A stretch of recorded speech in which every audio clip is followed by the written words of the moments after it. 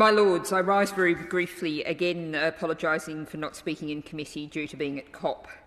And I wish to offer support and again also regrets that I didn't attach my name to this. And I think what the noble Lord Brown said about public consultation in this whole process is really important, and what the noble and gallant Lord Halton said about parliamentary scrutiny. Those two things very much fit together. Now, I'm very aware that the noble lady, the Minister, actually started this day many hours ago now, promising to read a book.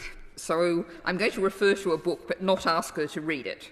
But the book is entitled Exponential: How Accelerating Technology is Leaving Us Behind and What to Do About It, by Azeem Azhar.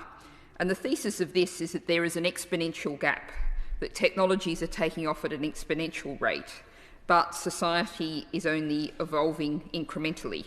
And in terms of society, we can of course look at institutions like politics and the military. There's also another book that I think is very interesting in this area. Its co-author is Kai-Fu Lee, who's described it as a scientific fiction book.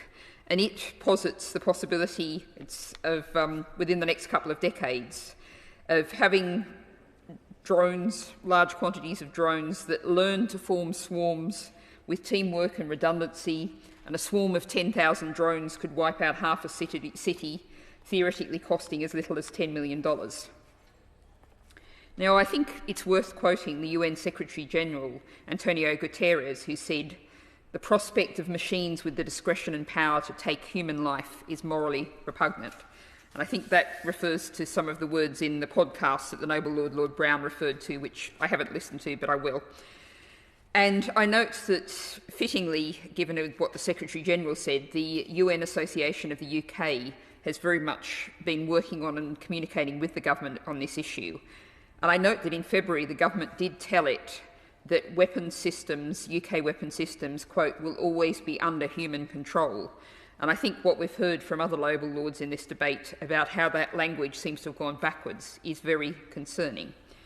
And I note that this is very pressing because the Convention on Certain Conventional Weapons there'll be an expert meeting, I believe, on the 2nd of December, and that is looking at controls on lethal autonomous weapons systems, laws as they're known.